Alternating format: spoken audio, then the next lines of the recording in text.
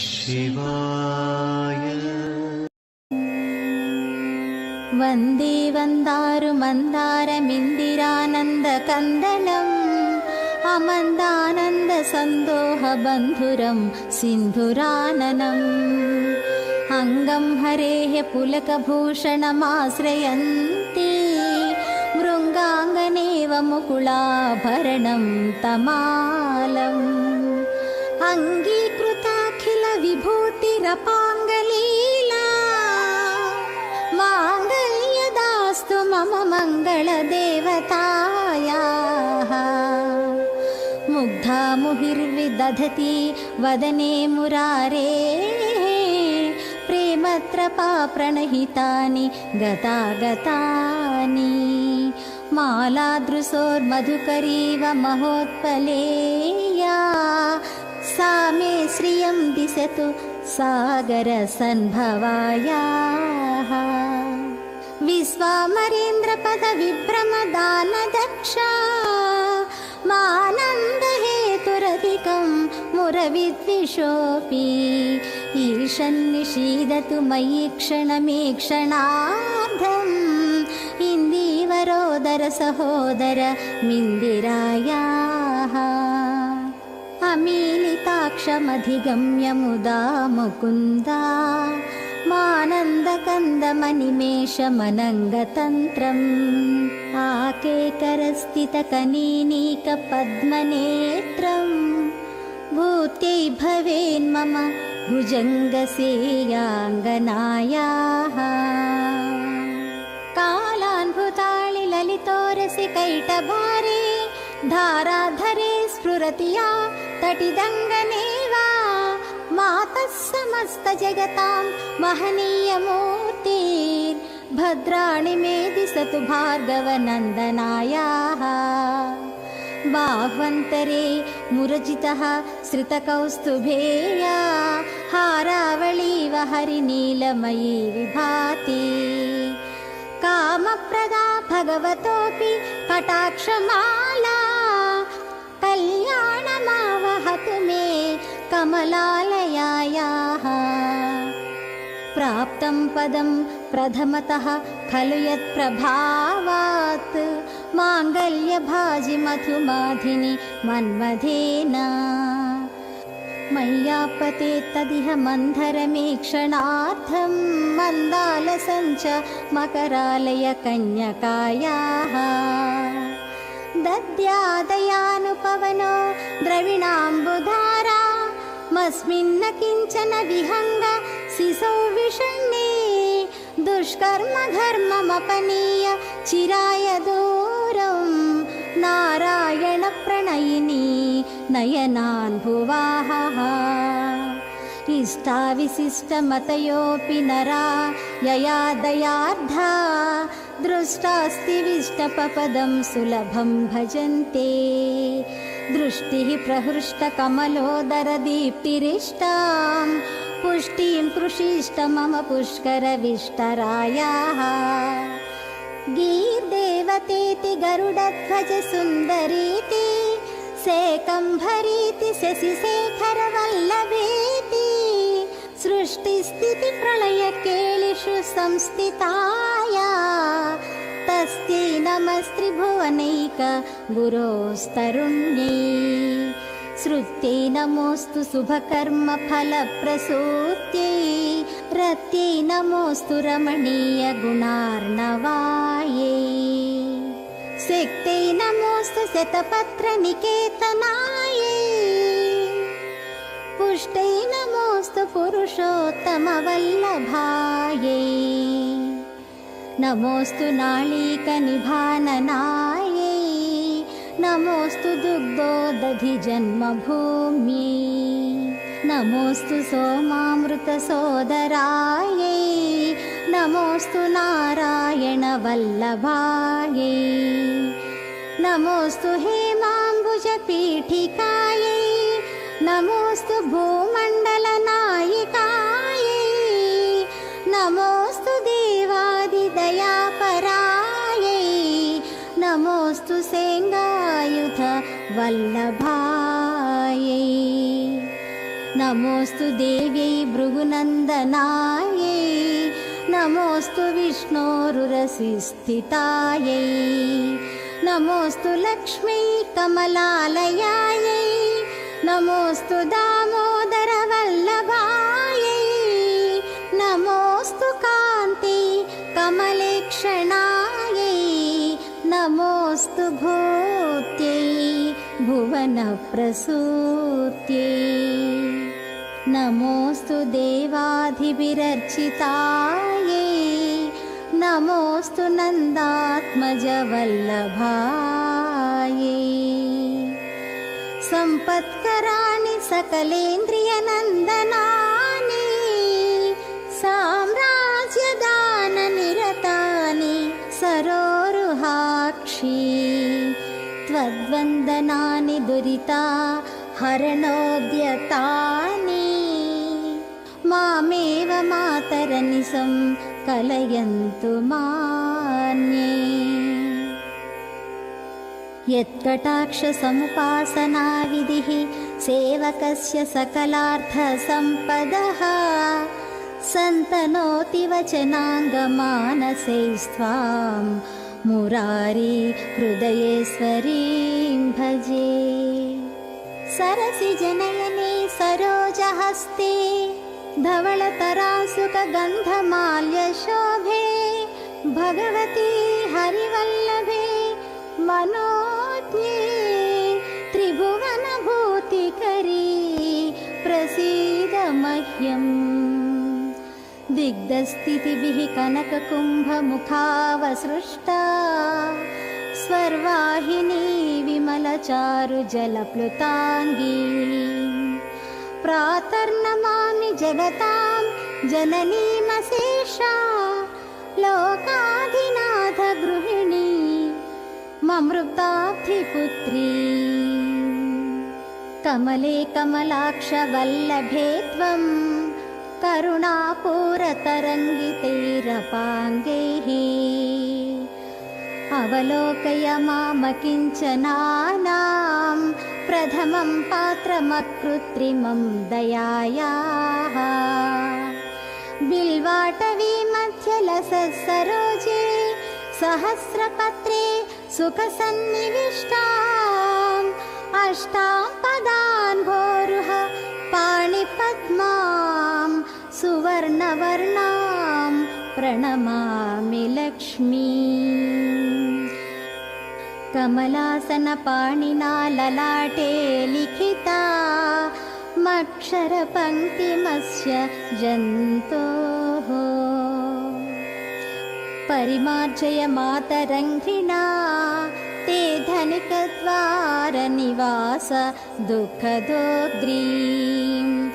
अम्भोरुहं जन्मगृहं भवत्याः वक्षस्थलं भद्रगृहं मुरारेः कारुण्यतः कल्पय पद्मवासे लीलागृहं मे हृदयारविन्दम् स्तुवन्ति ये स्तुतिभिः रमाभिरन्वहं त्रयीमयीं त्रिभुवनमातरं रमाम् गुणाधिका गुरुतरभाग्यभाजिनो भवन्ति ते भुवि बुधभाविताशयाः कनकधारास्तवं यश्शङ्कराचार्यनिर्मितं त्रिसन्ध्यं यः पठे नित्यं स कुबेर समो भवेत्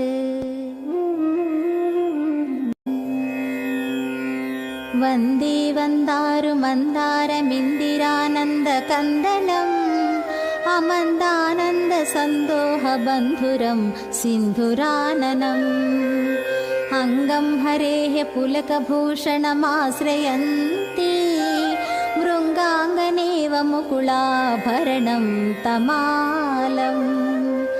अङ्गीकृताखिलविभूतिरपाङ्गलीला माङ्गल्यदास्तु मम मङ्गलदेवतायाः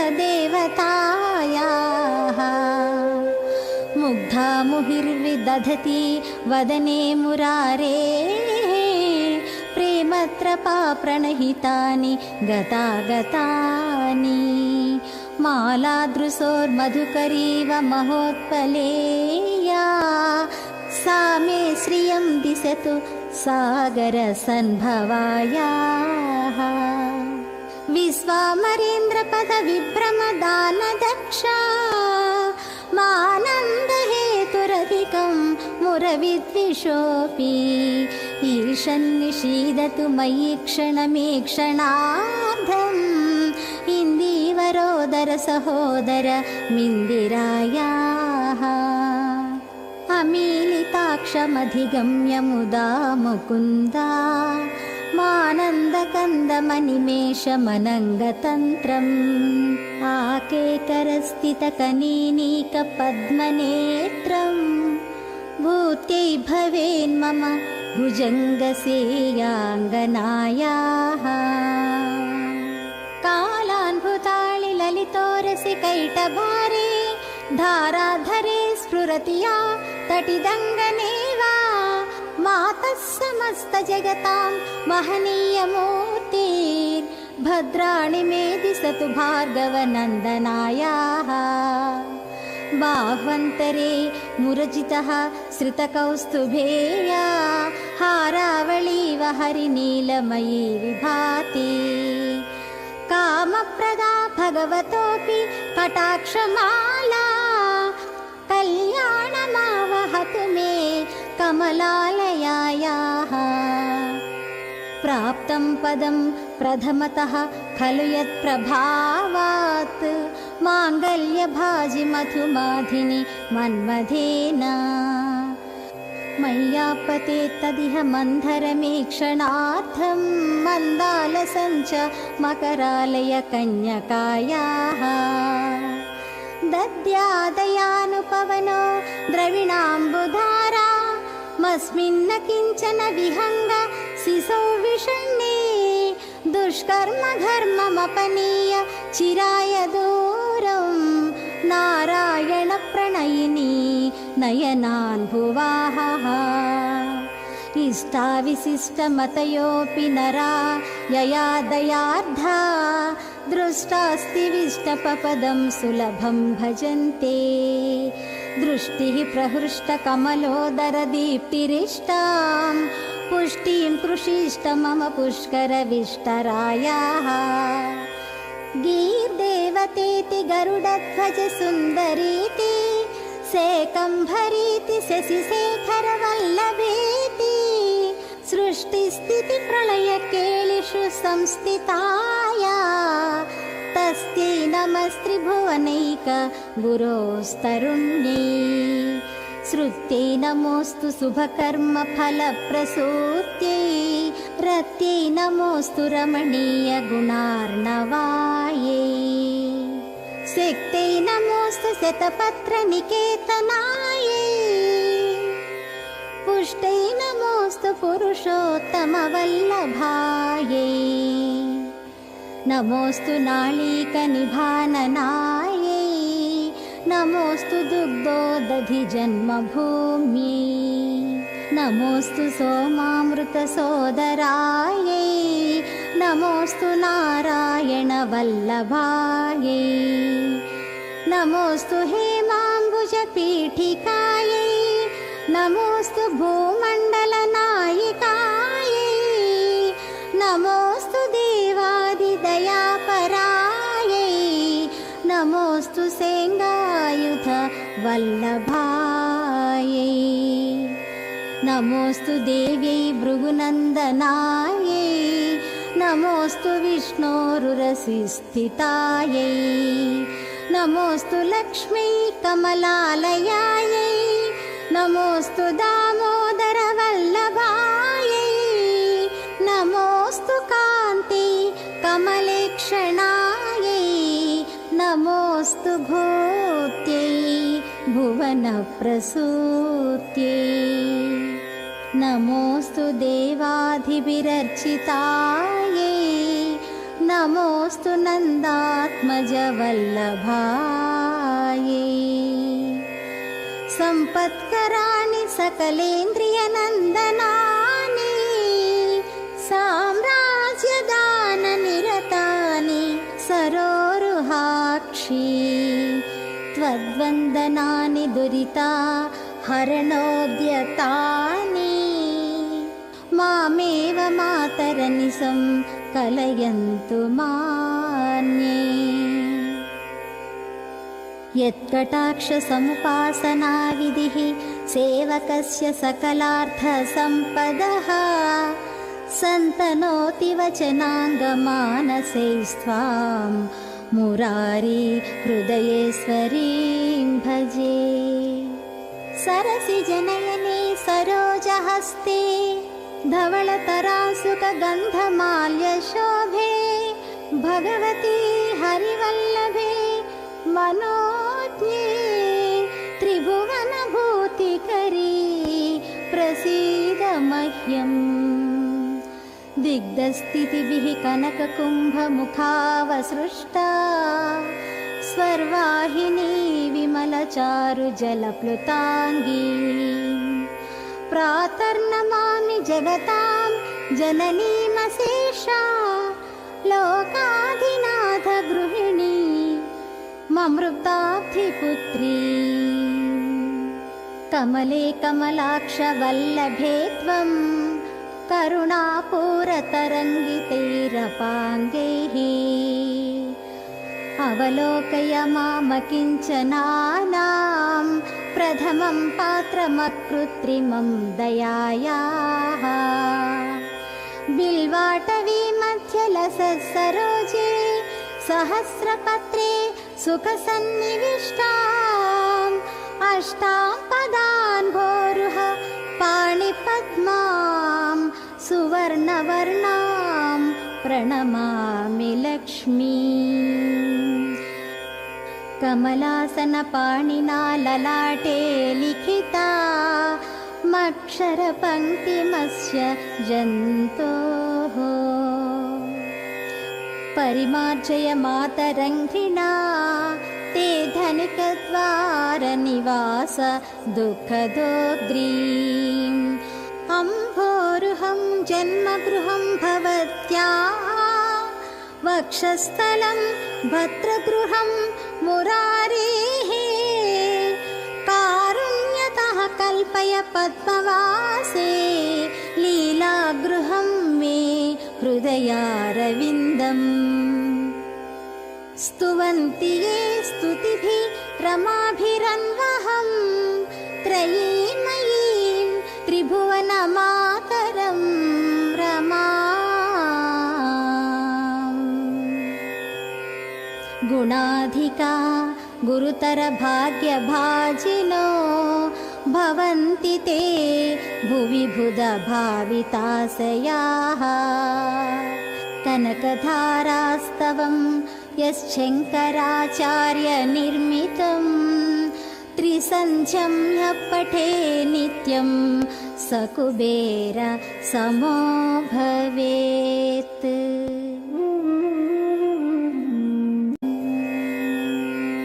वन्दे वन्दारुमन्दारमिन्दिरानन्दकन्दलम् अमन्दानन्दसन्दोहबन्धुरं सिन्धुराननम् अङ्गं हरेः पुलकभूषणमाश्रयन्ति मृङ्गाङ्गनेव मुकुलाभरणं तमालम् अङ्गीकृताखिलविभूतिरपाङ्गलीला माङ्गल्यदास्तु मम मङ्गलदेवतायाः मुग्धा मुहिर्विदधति वदने मुरारेः प्रेमत्रपा प्रणहितानि गतागतानि मालादृशोर्मधुकरीव महोत्पलेया सा मे श्रियं दिशतु सागरसन्भवायाः विश्वामरेन्द्रपदविभ्रमदानदक्षा मानन्दहेतुरधिकं मुरविद्विषोऽपि ईशन्निषीदतु मयि क्षणमीक्षणार्धम् इन्दीवरोदर सहोदर मिन्दिरायाः अमीलिताक्षमधिगम्य मुदा मुकुन्दा मानन्दकन्दमनिमेषमनङ्गतन्त्रम् आकेकरस्थितकनीनीकपद्मनेत्रम् भूत्यै भवेन्मम भुजङ्गसेयाङ्गनायाः कालान्भुताळि ललितोरसि कैटभारे धाराधरे स्फुरति या तटिदङ्गने वा मातः समस्तजगतां महनीयमूर्तिर्भद्राणि मे दिशतु भार्गवनन्दनायाः बाह्वन्तरे मुरजितः श्रितकौस्तुभेया हारावळीव हरिनीलमयी विभाति कामप्रदा भगवतोऽपि कटाक्षमाला कल्याणमावहतु मे कमलालयायाः प्राप्तं पदं प्रथमतः खलु यत्प्रभावात् माङ्गल्यभाजि मधुमाधिनि मन्मथेन मय्यापते तदिह मन्धरमेक्षणार्थं मन्दालसञ्च मकरालय कन्यकायाः दद्यादयानुपवनो द्रविणाम्बुधारा मस्मिन्न किञ्चन विहङ्ग सिसौ विषण्णे दुष्कर्म घर्ममपनीय चिराय दूरं नारायण प्रणयिनी नयनान् भुवाहः इष्टाविशिष्टमतयोऽपि नरा यया दयार्धा दृष्टास्ति विष्टपपदं सुलभं भजन्ते दृष्टिः प्रहृष्टकमलोदरदीप्तिरिष्टां पुष्टिं कृषिष्ट मम पुष्करविष्टरायाः गीर्देवतेति गरुडध्वज सुन्दरीति सेकम्भरीति शशिशेखरवल्लभेति सृष्टिस्थितिप्रलयकेलिषु संस्थिताया तस्यै नमस्त्रिभुवनैक गुरोस्तरुण्यै श्रुत्यै नमोऽस्तु शुभकर्म फलप्रसूत्यै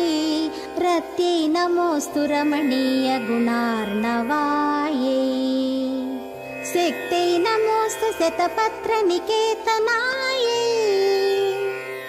पुष्टै नमोऽस्तु पुरुषोत्तमवल्लभायै नमोऽस्तु नाळीकनिभाननायै नमोऽस्तु दुग्धोदधिजन्मभूम्यै नमोऽस्तु सोमामृतसोदरायै नमोऽस्तु नारायणवल्लभायै नमोऽस्तु हेमाम्बुजपीठिकायै नमोऽस्तु भूमण्डलनायिकायै नमोऽस्तु देवादिदयापरायै नमोऽस्तु सेङ्गायुध वल्लभायै नमोऽस्तु देव्यै भृगुनन्दनायै नमोऽस्तु विष्णोरुरसिस्थितायै नमोऽस्तु लक्ष्मी कमलालयायै नमोऽस्तु दामोदरवल्लभायै नमोऽस्तु कान्ति कमलेक्षणायै नमोऽस्तु भूत्यै भुवनप्रसूत्यै नमोऽस्तु देवाधिभिरर्चितायै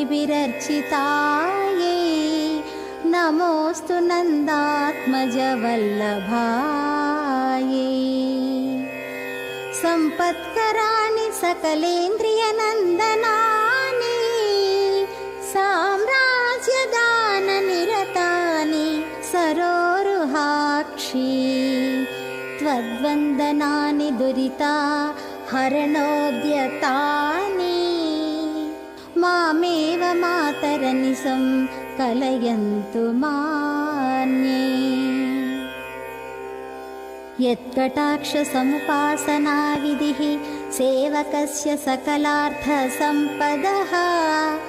सन्तनोति वचनाङ्गमानसैस्त्वां मुरारी हृदयेश्वरीं भजे। सरसिजनयने सरोजहस्ते धवलतरासुकगन्धमाल्यशोभे भगवती हरिवल्लभे मनोज्ञे त्रिभुवनभूतिकरी प्रसीद मह्यम्। दिग्धस्थितिभिः कनककुम्भमुखावसृष्टा स्वर्वाहिनी विमलचारुजलप्लुताङ्गी प्रातर्नमामि जगतां जननीमशेषा लोकाधिनाथ गृहिणी ममृताब्धिपुत्री। कमले कमलाक्षवल्लभे त्वं करुणापूरतरङ्गितैरपाङ्गैः अवलोकय मामकिञ्चनानां प्रथमं पात्रमकृत्रिमं दयायाः। बिल्वाटवी मध्यलसत्सरोजे सहस्रपत्रे सुखसन्निविष्टाम् अष्टां पदान् भोरुह पाणिपद्मां सुवर्णवर्णां प्रणमामि लक्ष्मी। कमलासनपाणिना ललाटे लिखिता मक्षरपङ्क्तिमस्य जन्तोः परिमार्जय मातरङ्घ्रिणा ते धनिकद्वारनिवास दुःखदोग्रीम्। अम्भोरुहं जन्मगृहं भवत्याः वक्षस्थलं भद्रगृहं मुरारेः कारुण्यतः कल्पय पद्मवासे लीलागृहं मे हृदयारविन्दम्। स्तुवन्ति ये स्तुतिभिः रमाभिरन्वहं त्रयीमयीं त्रिभुवनमातरं रमाम्। गुणाधिका गुरुतरभाग्यभाजिनो भवन्ति ते भुवि बुधभाविताशयाः। कनकधारास्तवं यश्शङ्कराचार्यनिर्मितं त्रिसन्ध्यं यः पठे नित्यं स कुबेर समो भवेत्।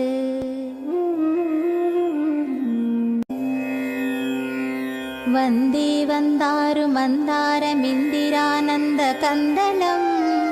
अमन्दानन्दसन्दोहबन्धुरं सिन्धुराननम्।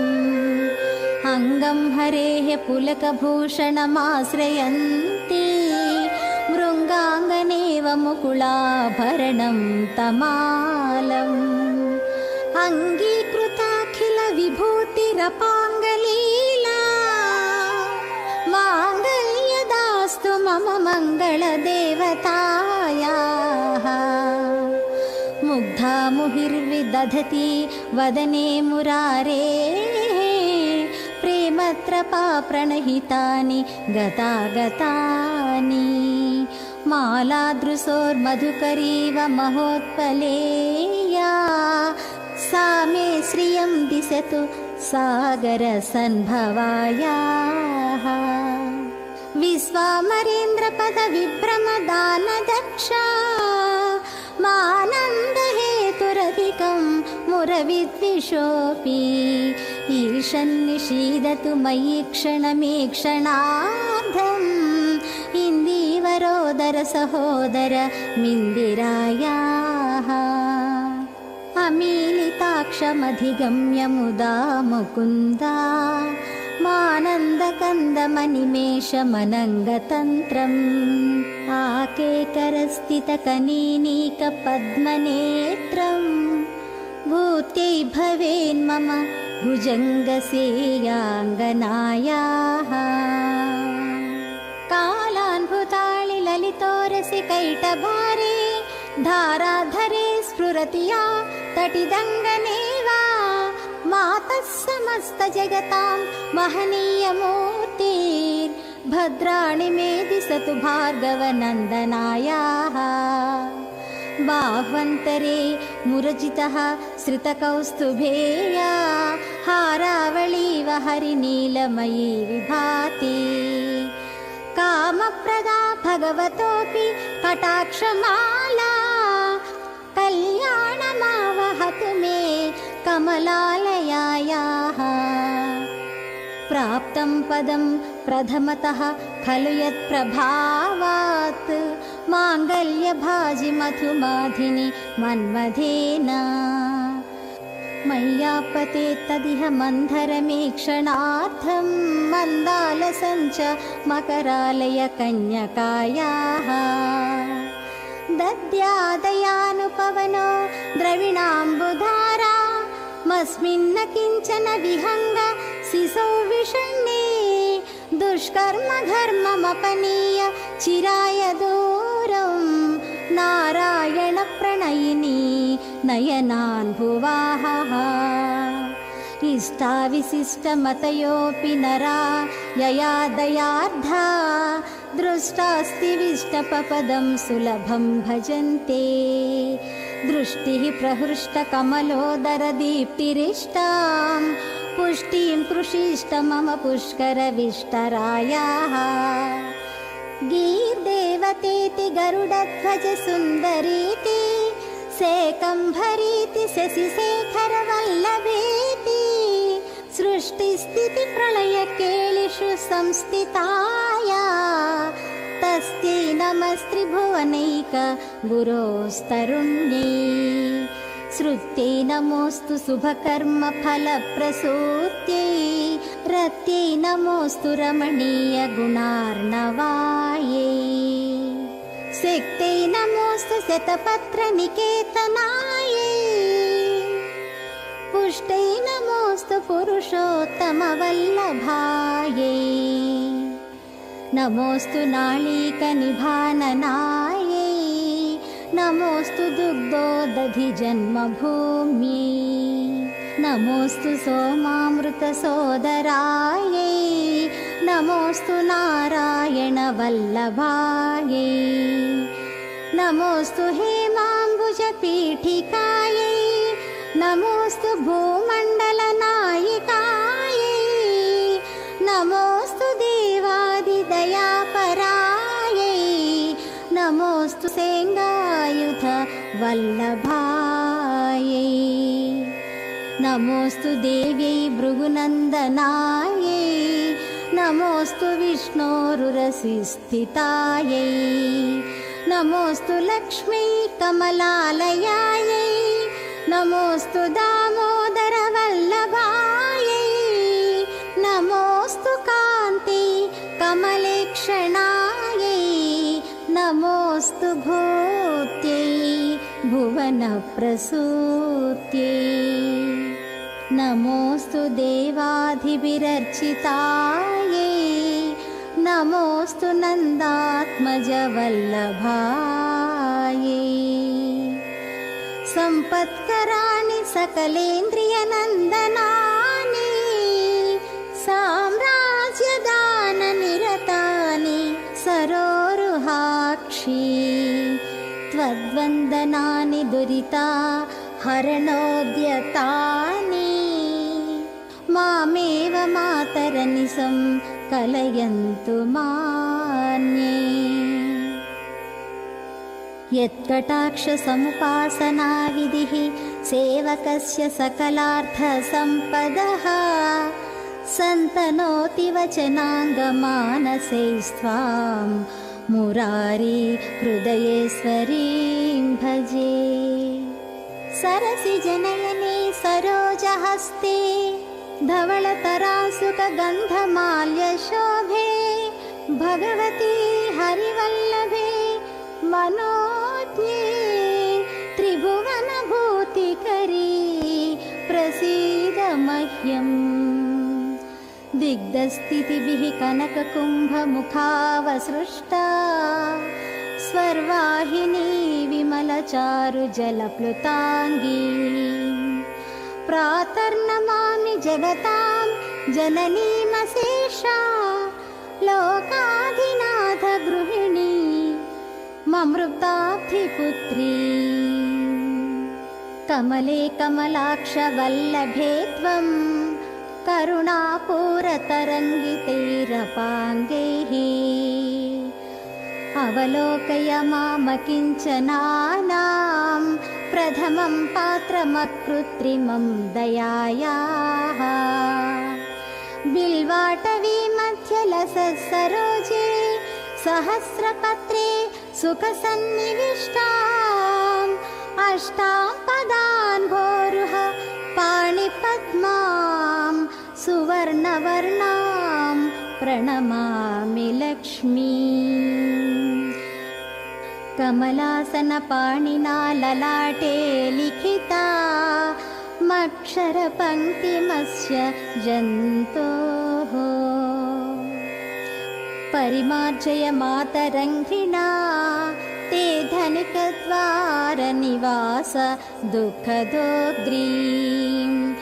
अम्भोरुहं जन्मगृहं भवत्याः वक्षस्थलं भद्रगृहं मुरारेः कारुण्यतः कल्पय पद्मवासे लीलागृहं मे हृदयारविन्दम् स्तुवन्ति ये स्तुतिभिः रमाभिरन्वहं त्रयीमयीं त्रिभुवनमातरं रमाम् गुणाधिका गुरुतरभाग्यभाजिनो भवन्ति ते भुवि बुधभाविताशयाः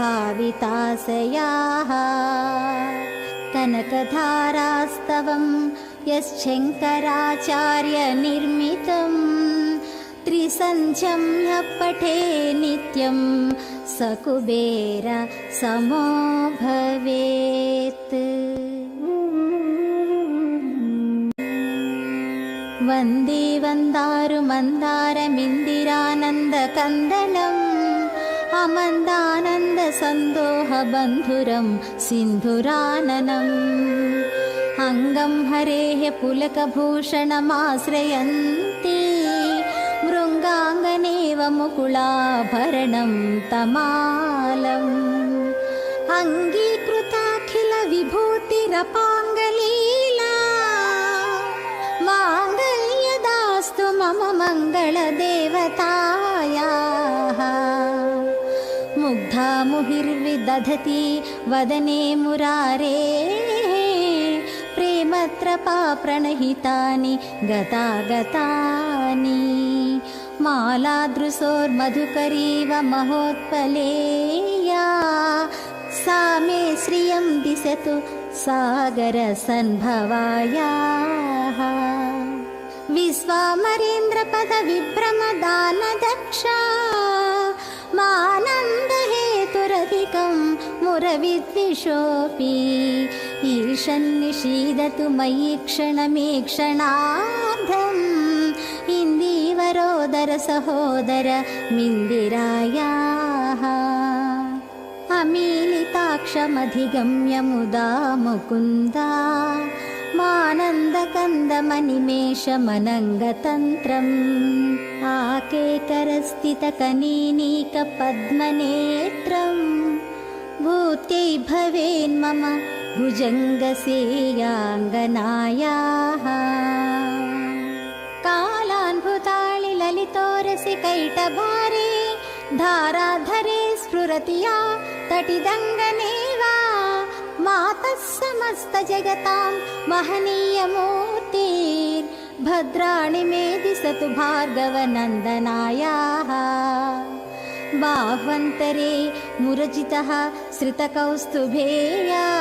हारावळीव हरिनीलमयी विभाति कामप्रदा भगवतोऽपि कटाक्षमाला कल्याणमावहतु मे कमलालयायाः प्राप्तं पदं प्रथमतः खलु यत्प्रभावात् माङ्गल्यभाजि मधुमाधिनि मन्मथेन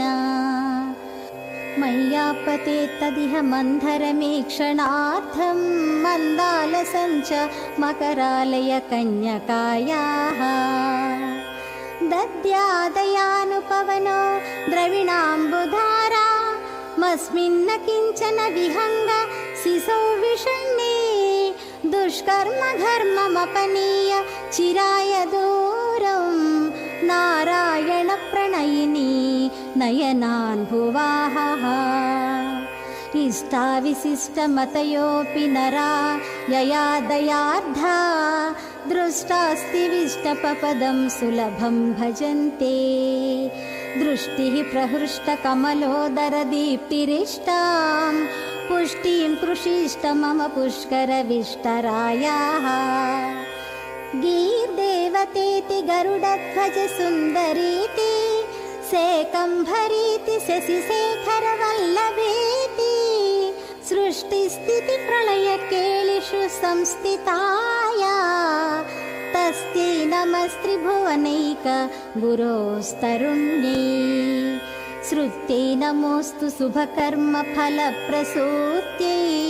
रत्यै नमोऽस्तु रमणीय गुणार्णवायै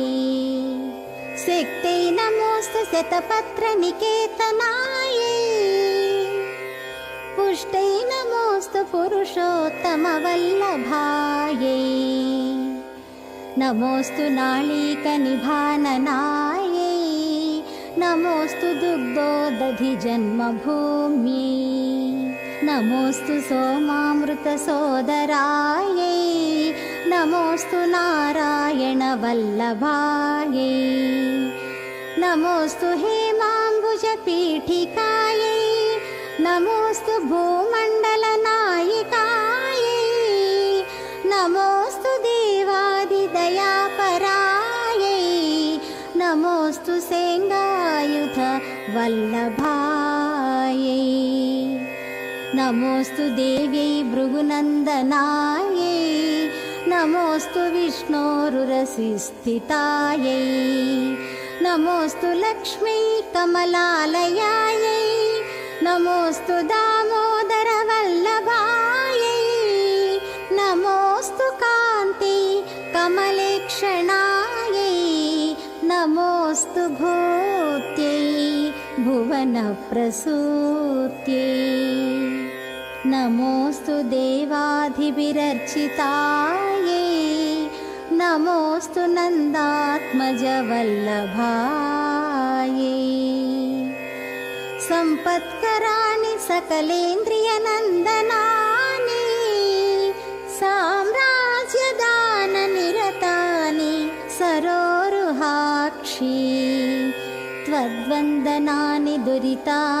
हरणोद्यतानि मामेव मातरनिशं कलयन्तु मान्ये यत्कटाक्षसमुपासनाविधिः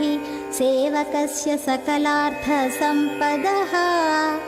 सन्तनोति वचनाङ्गमानसैस्त्वां मुरारी हृदयेश्वरीं भजे सरसिजनयने सरोजहस्ते धवलतरासुकगन्धमाल्यशोभे भगवती हरिवल्लभे मनोज्ञे त्रिभुवनभूतिकरी प्रसीद मह्यम् दिग्धस्थितिभिः कनककुम्भमुखावसृष्टा स्वर्वाहिनी विमलचारुजलप्लुताङ्गी प्रातर्नमामि जगतां जननीमशेषा लोकाधिनाथ गृहिणी ममृताब्धिपुत्री कमले कमलाक्षवल्लभे त्वं करुणापूरतरङ्गितैरपाङ्गैः अवलोकय मामकिञ्चनानां प्रथमं पात्रमकृत्रिमं दयायाः बिल्वाटवी मध्यलसत्सरोजे सहस्रपत्रे सुखसन्निविष्टाम् अष्टां पदान् भोरुह पाणिपद्मां सुवर्णवर्णां प्रणमामि लक्ष्मी। कमलासनपाणिना ललाटे लिखिता मक्षरपङ्क्तिमस्य जन्तोः परिमार्जय मातरङ्घ्रिणा ते धनिकद्वारनिवास दुःखदोग्रीम् अम्भोरुहं जन्मगृहं भवत्याः वक्षस्थलं भद्रगृहं मुरारेः कारुण्यतः कल्पय पद्मवासे लीलागृहं मे हृदयारविन्दम् स्तुवन्ति ये स्तुतिभिः रमाभिरन्वहं त्रयीमयीं त्रिभुवनमातरं रमाम्। गुणाधिका गुरुतरभाग्यभाजिनो भवन्ति ते भुवि बुधभाविताशयाः कनकधारास्तवं यश्शङ्कराचार्यनिर्मितं त्रिसन्ध्यं यः पठे नित्यं स कुबेर समो भवेत्।